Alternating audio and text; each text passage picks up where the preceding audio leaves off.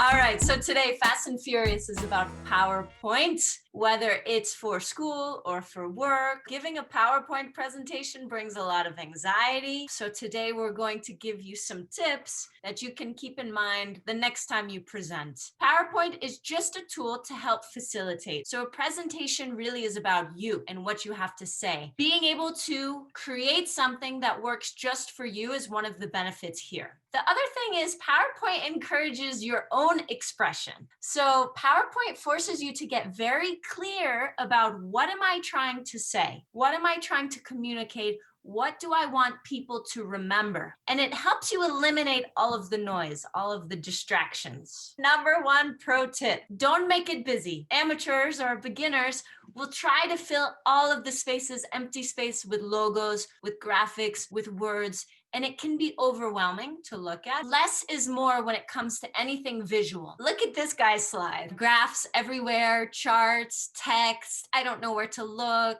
Now look at this slide. So here's a format. We have a graph, we can show data, and we can talk about that data, but it's not as panicky as the last one. There's empty space and it's presented fairly. Limit the text that you use per slide. And yes, you can use bullet points, but do so sparingly. What separates a good PowerPoint from one that's like, ooh? It's because the best PowerPoints actually don't mean much without someone explaining it. This is the choice. You tell me, what would you rather see? Random information, useless information. On the other side, on the right side, maybe we have an interesting fact, a statistic, a fun fact, or something that's relevant, and it's a cute design or a fun design. When you're listening to a presentation, when you're sitting in a classroom, when you're attending, everything's on Zoom now, remember which Zoom was interesting, which webinar do you remember and why? And then incorporate that into your own presentations. I don't know if you've seen people use images and they have watermarks on them, or the image is a little bit poor, so it's pixelated and maybe it's blurry, you can't see it. Better images means what? Better attention. So you can find stock photos and download high quality photos for free online. Do it, because that's going to elevate your presence and also show that you put intention and care and thought into your presentation. When you're using clip art or cartoons, think about what are you saying with that cartoon. So look at the slide here. You can see there's a little cartoony guy, and what is the fact that's provided? It's somewhat serious, right? It's about some government fact. So it's not matching at all. What is the anchor that ties your entire presentation together? It's kind of like you're creating a mini movie. What are the backgrounds that can help tell your story? Sometimes when you're short on time, the ready-made templates are easy to use. You can drag and drop and type, but oftentimes it can benefit you to make a better impression by creating your own theme or your own template. I love data. It can let you know if something's working, if it's not, do you have proof? But do so in a very relevant way. When you use graphs, think about what are you trying to show? Is it a percentage? Are you looking to show changes? Are you demonstrating trends that you've observed? So when you use a chart or when you use a graph, you're very clear about why you're showing this. Otherwise, if you're just showing numbers and data points because you're trying to look very smart and fancy, it can actually confuse the audience.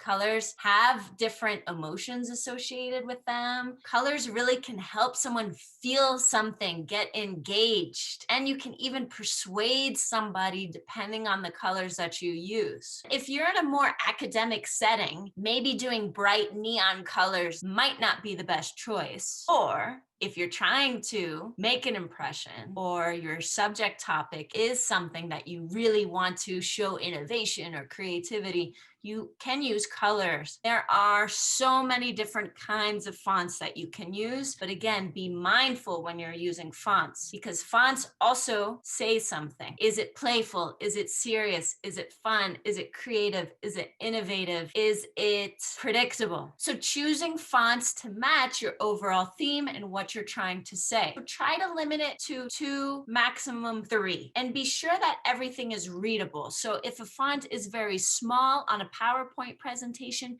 if you're in a big auditorium or like a TED Talk and you're using very small, tiny little font and people can't read it, they can't see it, that's not helpful. Include video or audio. So what is a relevant audio clip or a video file that you can insert into your slide just to add? It's almost like when you go to the movies here, right? There's the intermission. It's a little bit of an attention break, and it gives people a moment to focus on something else. It helps people stay interested, and it also helps you bring content and assert yourself as an authority on what you're talking about. There's never just one opinion on something, right? There's different opinions. So when you can illustrate that through video, audio, other people talking, other references, that's helpful in showing that you've done your research and you're actually serious about the topic that you're presenting. So just like a movie, PowerPoint slides also have something of a progression, a beginning, a middle, an end. The welcome, the main body of content, the close. So while you're organizing your PowerPoint, think about the flow. And of course, practice before you deliver your talk. Practice with a friend, use your phone, record yourself speaking, move slides if it doesn't make sense, or take it out. Sometimes a slide doesn't make sense and it's just kind of like a placeholder. So remove it. Are you bringing the audience on a journey with you?